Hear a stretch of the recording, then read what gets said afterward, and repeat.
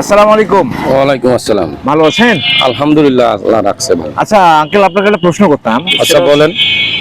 আমাদের দেশে যে রাজনৈতিক দল এনসিপি, এর জি। ভবিষ্যৎ আপনি কি দেখতেছেন আসলে? এদের ভবিষ্যৎ ইনি তো আগে ছিল না দলটি, ইনি তো 24শে জুলাইয়ের পরে আসলো। হ্যাঁ।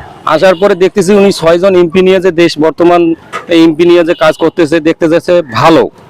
তা এরা যদি এই 6জন এমপি নিয়ে যদি ভবিষ্যতে কাজ ভালো করে জনগণের জন্য, তাহলে আগামীতে ওনার ভালো আর কি দেখতে পাই আর কি, বুঝছেন? আচ্ছা আচ্ছা আচ্ছা, তার মানে আপনাদের ভবিষ্যৎ ভালো দেখতে ভালো পাচ্ছেন? দেখতে পাচ্ছি আর কি। আচ্ছা, আরেকটা প্রশ্ন, সেটা হচ্ছে যে এই যে আমাদের দেশে যে বর্তমান সরকার বিএনপি, এরা কিভাবে মানে তারেক রহমান দেশ চালাইতেছে, কিরকম আপনার কাছে মনে হয়?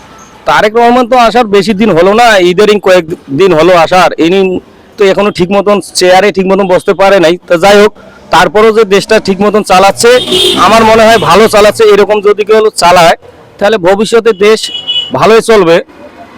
আচ্ছা, তাহলে আপনি, আপনাকে আরেকটা কথা বলি এখানে, তাহলে আপনি এনাকে যদি বলা হয় যে আপনি কত মার্ক দিবেন 10-এর মধ্যে? 10-এর মধ্যে কত দিবেন তাহলে?